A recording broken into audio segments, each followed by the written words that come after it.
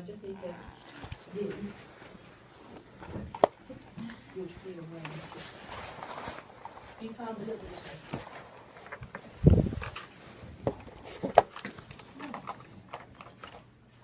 Are you wanting to walk, or are you just going to be? Oh, I'll just be. Yeah. Yeah.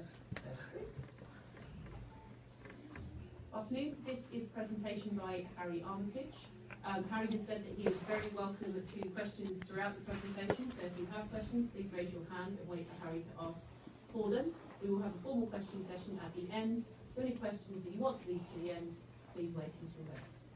Thank you. The definition of feminism is equality between men and women, if you look it up on Google. In this presentation, I'm going to prove to you that that, in 2016, is not the case. There was a first wave of feminism, the suffragettes, who campaigned for the vote and for equality, and then there was second wave feminism in around the 60s, campaigning for equality in domestic gender roles and things like that. So, and then recently there's been a third wave feminism, who have consistently lied about things. For example, the wage gap between men and women. That is a lie. 77 cents to the dollar is a lie. It doesn't take into account the different hours worked by men and women on average in jobs. It doesn't take into account the different jobs that men and women do. And it doesn't take into account many, many other factors. Once you factor all these in, it is statistically irrelevant, that the wage gap.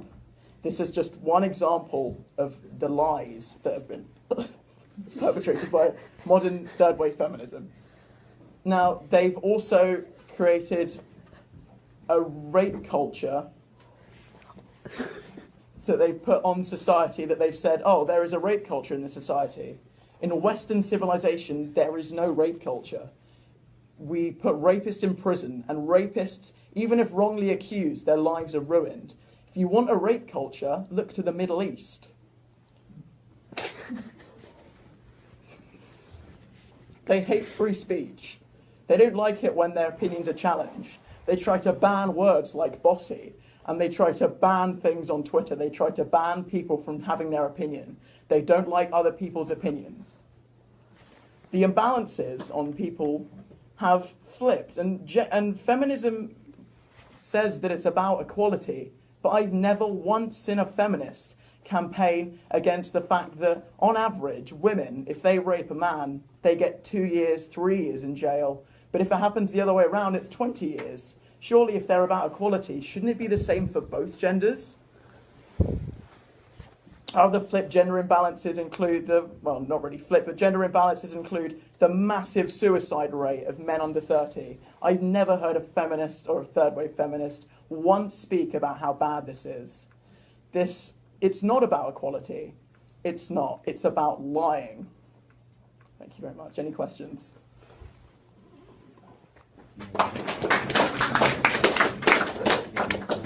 Would you consider yourself a feminist?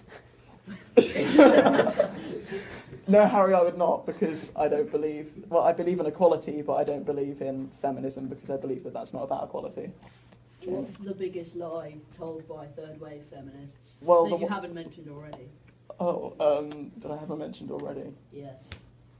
They have lied about... Well, the main really important ones are the ones that I've already mentioned, but they often use singular cases of rape to sort of get out the word of, oh, we need awareness for this thing, so they lie about it. But surely if they're lying about it to get awareness, that's getting awareness of the fact that sometimes people lie. Any more questions? So, originally, feminism was created because there was an imbalance. Yeah. And originally, it was the imbalance between men and women. The idea now is not feminism being an imbalance of gender, but being equality of all. You talk a lot about men versus women. But what about people who call themselves transgender? What about people that perhaps don't identify with a gender at all? In relation to what? How they should be perceived by society? Do they not count in the idea of feminism? Well, no, because feminism, if you look up the definition, which if you ask a feminist, they'll always refer you to, is about the push for women's rights and equality between men and women. If I call myself a feminist, I wouldn't say that I battle for the rights of women. I would say I battle for the rights of equality. So when we talk about the shift of language and definitions, is it not fair to say that definitions shift and change depending on the need within society? Well, just because you say you are something doesn't mean that that's what the movement is about. So I could say that I'm a radical jihadist, doesn't mean that I'm a radical jihadist.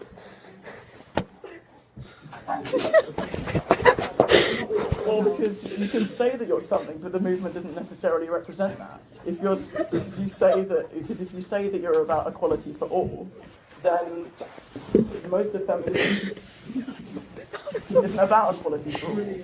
It's about equality between men and women. That's what modern feminism is about. For example, with the wage gap, they haven't. When they give you the wage gap statistics, 77 cents to the dollar, they don't mention other people who may not identify with the gender or people who identify themselves as trans. So that's the main thing that I'm fighting. Okay. So I'd say that there is equally a disparity between class systems. So if you are born into a certain class of family, your income equates to a certain amount. And that's purely with how you're born, which is a very similar thing to do with gender. Do you think that that is as much of an issue, if not more so, or less so, than gender inequality? Well, that's not what I'm talking about. I'm talking about gender inequality and how it's misrepresented by feminism because they're saying that they're for gender equality when they're actually not. Okay, so what are your thoughts on inequality in general, including the class system? Well, ideally, I would like to eradicate all inequalities, but I'm not going to do that by calling myself a feminist. One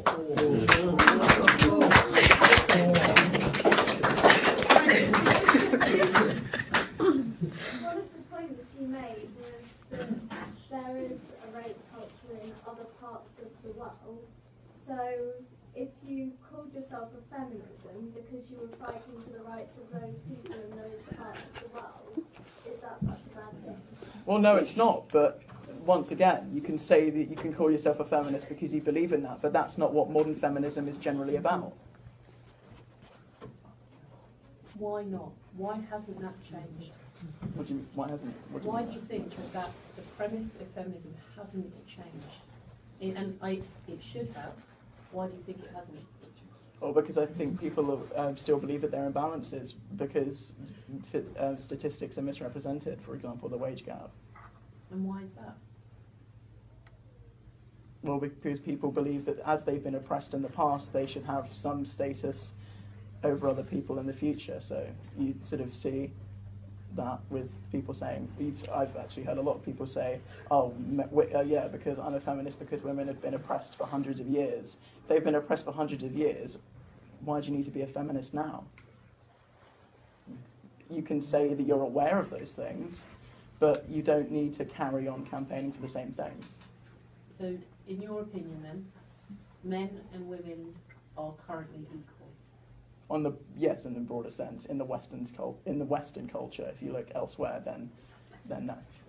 Just going to give you one more example. Paternity and maternity pay are massively different. Do you think that's fair? In what way are they different? Men get two paid weeks. Women can have up to 6 months. Now I get that the woman's had the baby, but that doesn't mean that the man doesn't want to be at home with their child. No, but broader speaking, that's generally the case. Yeah, but what do you think about that example? Well, that example, broader speaking, men generally would rather stay at work. Oh no. Boy, hit. Sexism. Triggered. Yes, sir. Paternity and maternity leave are now the same. Are they? They've been recently changed, yeah. How Thank you, recently? sir. Yes, sir. Interesting comment you made there at the end. Oh, what's this? One more. You said earlier in your speech that rape culture was caused mainly by feminism and could be caused by social standards.